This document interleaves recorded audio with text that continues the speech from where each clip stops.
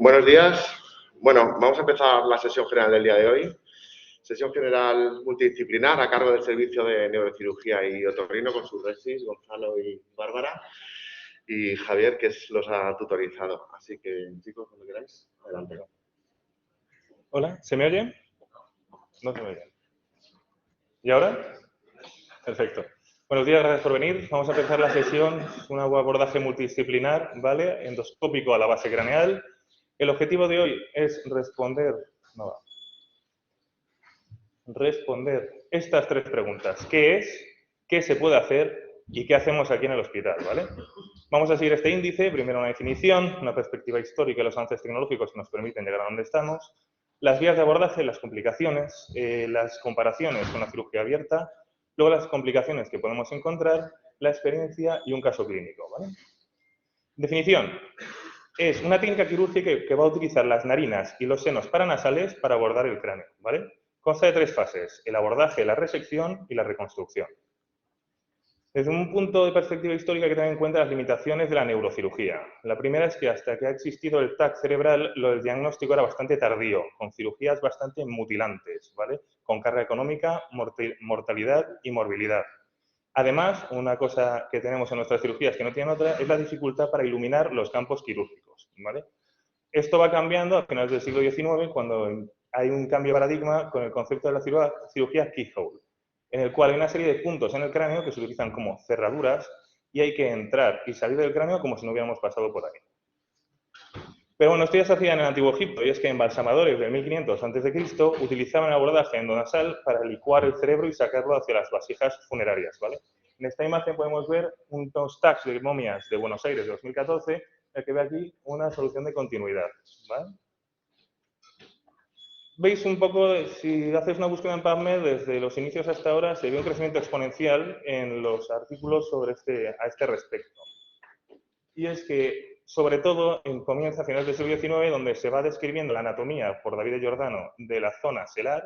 Luego, a comienzos del siglo XX, neurocirujanos, tanto americanos como europeos, empiezan a hacer abordajes sublabiales y transnasales sin microscopio ni endoscopio y con las cirugías que ahora comentaremos. Luego, en las décadas de 1950, ya se habla un poco de la anatomía selar y se utiliza en 1963, Gerard Giot utiliza un endoscopio para la exploración de una cavidad selar después de una cirugía, ¿vale?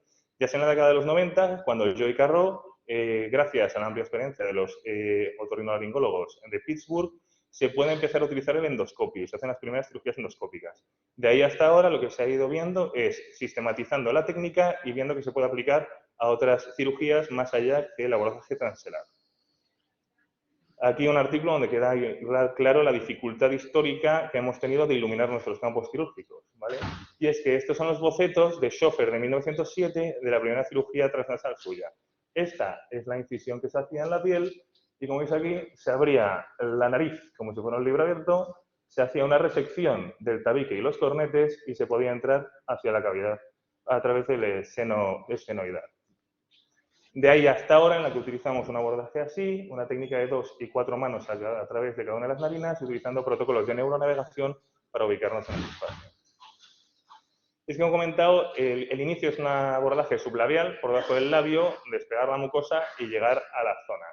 Eso luego mejora con el uso del microscopio, pero poco a poco, desde que Walter Dandy se le ocurre utilizar un cistoscopio para una ventriculostomía, se ve que la nariz puede ser un corredor estrecho del que se beneficia la endoscopia para trabajar a través de ella, ¿vale? Nos quita la visión tridimensional que nos da el microscopio, pero no obstante nos permite mayor fluidez, mejor panorámica y con las diferentes ópticas de diferentes grados una mejor visualización periférica, ¿vale? Aquí tenéis los diferentes, por ejemplo, los brazos robóticos e hidráulicos que se usan para tener fijo el endoscopio, el ecodoppler transnasal, que tiene especial importancia para localización anatómica de la carótida, y el protocolo de neuronavegación que utilizamos, ¿vale? Y estas son las diferentes vistas. Por un lado, este es cómo se ve con un microscopio, que veis que pues, las valvas nos impiden un poco la visualización correcta de la anatomía, y esto es cómo se ve a través de un endoscopio. Y todo esto también es posible gracias al importante trabajo en conjunto en la apertura y el cierre de los compañeros de Otorrino. Hola, yo soy Bárbara, la R4 de Otorrino. Y bueno, ¿cuál es el papel del otorrino en todo esto? Pues el abordaje y la reconstrucción, que son de los 3 pasos que ha dicho Gonzalo, el primero y el último. ¿Y por qué la nariz? Que son 2 orificios que parecen pequeños para entrar al cerebro. Claro, imaginaos lo que era esto, pero es que fijaos en esta imagen, que se ve muy bonito, cómo a través de la nariz llegamos al cerebro, al tronco, a la hipófisis, o sea, podemos llegar al sistema nervioso central sin hacer nada en lo que es la cabeza. Hablando un poquitito de mi parte de historia, porque fijaos, Otorrino en realidad tenía el conocimiento de la nariz desde sus inicios y no fuimos capaces de encontrar una forma, digamos, eficiente de poder ver en profundidad en la nariz.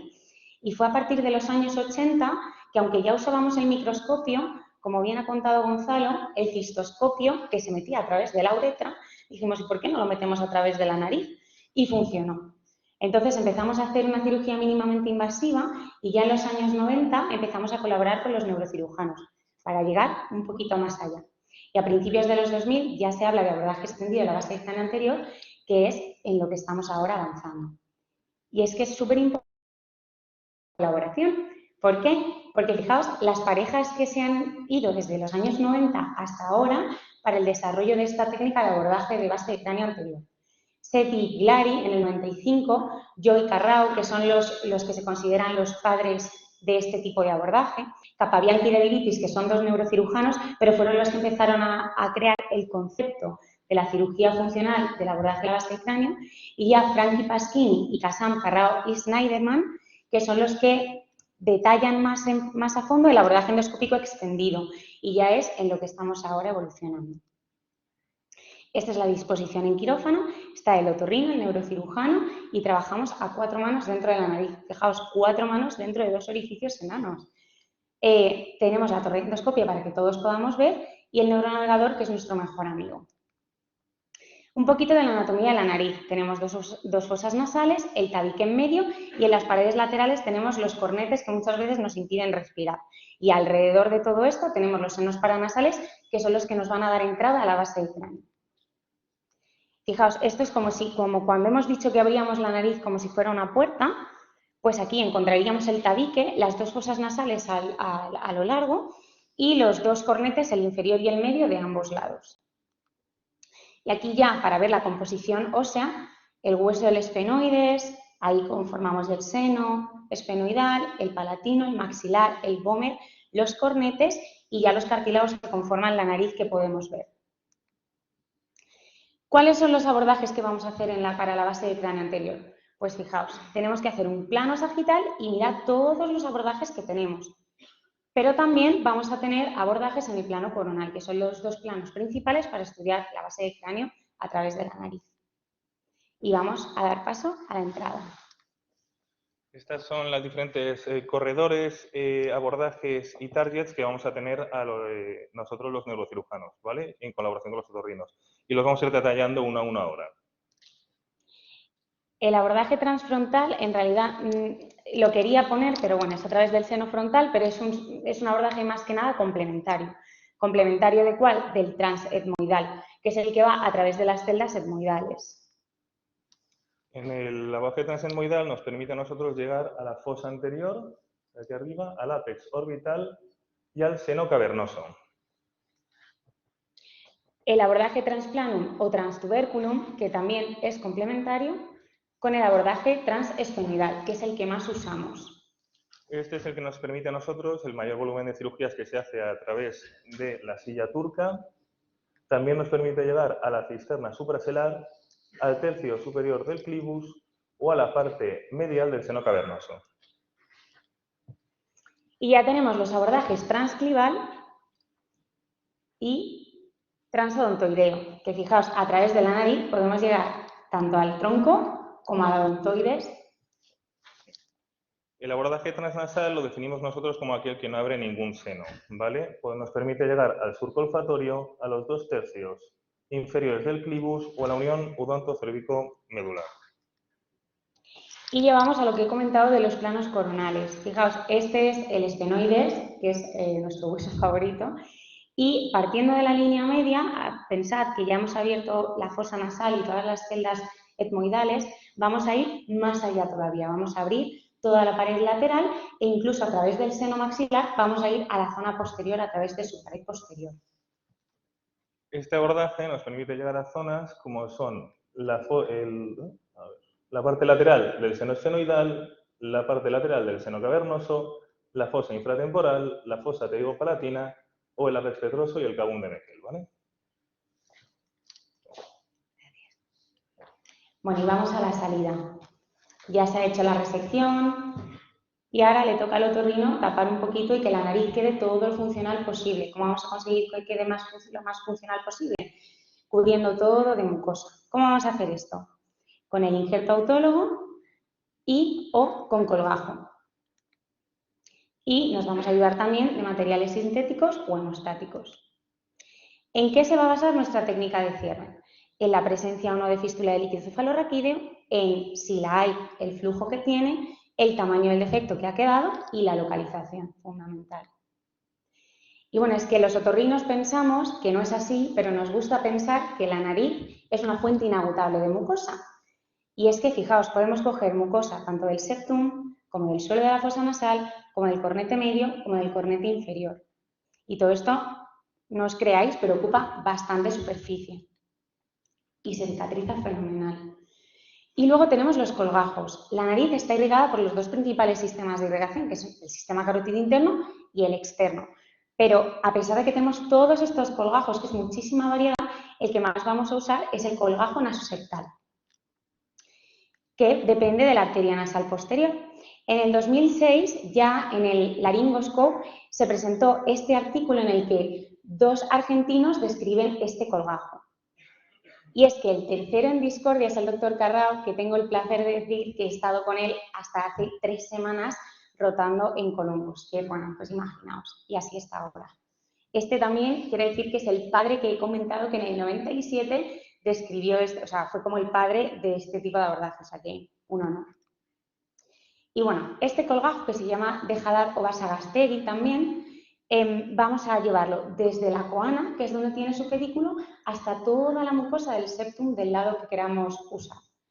Y fijaos, llevamos hasta 17 centímetros cuadrados, pues que con el paso del tiempo, bueno, aparte de que nos permite una gran superficie y que nos permite una gran capacidad de rotación, ¿y esto por qué? Porque fijaos, vamos desde el septum y lo tenemos que llevar hacia posterior y hacia superior. O sea, es un movimiento brutal y este colgajo nos lo permite. Pero es que a lo largo del tiempo se ha extendido y se ha hecho hasta 24 centímetros cuadrados y estoy segura de que más si cogemos, además del septum, la mucosa del suelo de la fosa y el meato inferior. Impresionante. Pero lo que hacemos normalmente es esto, en realidad, que es un colgajo de rescate. ¿Eso qué significa? Que yo hago la primera incisión, como podéis ver ahí pintada en negro, separo un poquito la mucosa, rompo el septum, entramos al seno esfenoidal a través de las fosas nasales para poder trabajar a 4 manos y no tocamos nada. ¿Que luego resulta que el defecto queda muy grande y que necesitamos un colgajo finalmente? Pues ya entonces lo terminamos de hacer y lo colocamos. Y si no, ¿qué pasa? Que se queda la nariz todavía más funcional porque la mucosa se ha preservado por completo y el septum también. ¿Qué materiales usamos? También se puede usar, que quería comentarlo, grasa abdominal o fascia lata, por ejemplo. Pero la mayoría de las veces vamos a usar el colgajo o el injerto y materiales como el tachosil, el fiosil, el duragen, que nos van a dar soporte al colgajo o al injerto o nos van a ayudar a terminar de cerrar el defecto. Y aquí os quiero poner un vídeo, esto es una reintervención realmente, pero para que veáis cómo queda, porque esto es la cicatrización de la previa. Veis que no hay septum en la parte posterior, hay un colgajo que ha cubierto toda la mucosa, pero fijaos que se queda una nariz dentro de lo que cabe normal, salvo porque no tiene septum posterior. Y habéis pasado, Gonzalo. Voy a hablar un poco de las complicaciones. Esta es una serie de 1000 casos publicada en la cual he puesto las complicaciones más graves que había. ¿Vale? Se clasifican del 1 al 5, siendo 1 bastante leve, 5 la muerte, 4 precisa de ingreso en UCI y 3 o de una técnica o de una intervención para su corrección. ¿Vale? Lo más frecuente, como veréis, es la fístula de líquido cefalorraquídeo, que puede ser inmediata, precoz o tardía, que se suele solucionar con reposo, con un transplumbar externo o precisar de una cirugía. ¿Vale? De las complicaciones más graves que podemos tener es la lesión carotídea, por eso es muy relevante el uso del ecodoppler y de ver bien la anatomía y saber dónde estás en todo momento. A nivel estructural, la epistaxis, por el propio abordaje, o puede haber neumoencéfalo, que en esta serie de casos hubo uno que precisó de un trépano, ¿vale? Además, hubo un paciente que se paró en quirófano y falleció, y luego pudo haber hematomas intracraneales que precisaron de ingreso en UCI. Esta es una comparativa que hay de cirugía abierta con cirugía endoscópica, sobre todo en adenomas hipofisarios, ¿vale? Y lo que queda es que el nivel de resección es similar. Por otro lado, es verdad que el abordaje abierto tiene mayor morbilidad, el abordaje endoscópico tiene más complicaciones a nivel nasal, por otro lado, tiene menos estancia hospitalaria y, en otro orden de cosas, se establece que el abordaje endoscópico es de elección para la reparación de las fístulas del líquido cefalorraquídeo, ¿vale? Esta es la experiencia en nuestro centro desde el 2009, ¿vale? 76 pacientes operados, como veréis, la gran mayoría de adenomas hipofisarios. Es una experiencia aceptable, teniendo en cuenta que no poseemos torre de endoscopia propia, y además hemos hecho otros tipos de abordajes hacia otras zonas que no son solo el... A continuación os pongo un vídeo de una cirugía. Es un caso clínico, es un adenoma hipofisario, ¿vale? Primero es una fase nasal, entramos por la nariz, por la narina derecha y nos localizamos la orofaringe y demás, y esos son los cornetes, ¿vale? Tenemos los cornetes. El primer paso va a ser crear un flap submucoso para poder abordar el tabique, hacer una disección del mismo y entrar hacia el otro lado, con una pinza que va comiendo hueso de forma retrógrada. Ahí la tenéis, ¿vale? Esto nos permite la disección de la submucosa del otro lado, ¿vale? Y entrar ya a la zona del seno esfenoidal, que se ve aquí en fondo una apertura del mismo. Ahí, esto de ahí. Y entrar ya a 4 manos, entrando por las 2 narinas, a fresar la pared anterior del seno esfenoidal. Importante utilizar el rostrum aquí como referencia de la línea media, ¿vale? ¿Por qué? Porque dentro del propio seno esfenoidal podemos encontrar unos tabiques, como este es el caso. Y un tabique mal colocado te puede dar la sensación de que estás en el medio y no estarlo. Insisto, ¿por qué esto es importante? Porque tenemos aquí, a nivel lateral, los recesos carotídeos, ¿vale? Hay que utilizar la ecografía, la sonda Doppler, para revisarlo. Aquí está terminando de pelar la mucosa del tabique, del seno esfenoidal, y tenemos...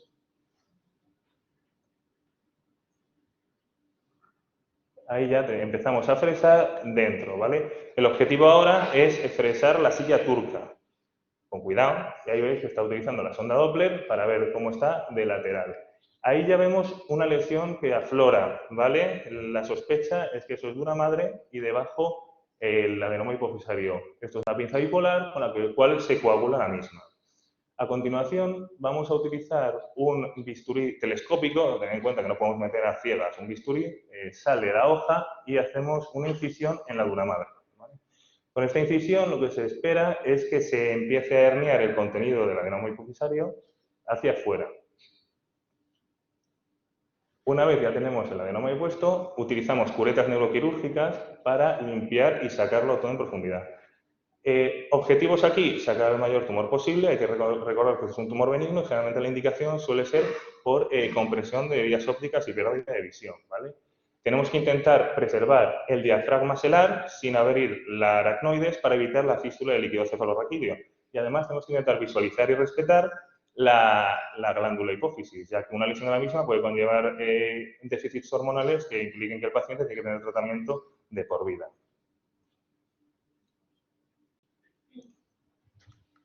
Como conclusiones, hay que decir que la cirugía endoscópica es una alternativa real al abordaje abierto en muchos casos y es de elección en algunos otros. Los pacientes se benefician de un abordaje multidisciplinar. La experiencia en nuestro centro es aceptable para los medios técnicos que tenemos y, por otro lado, la cirugía endoscópica no es el futuro, es el presente, ¿vale? Y la verdad es que con lo que tenemos nos cuesta mantener el ritmo. Esta es la bibliografía. Muchas gracias.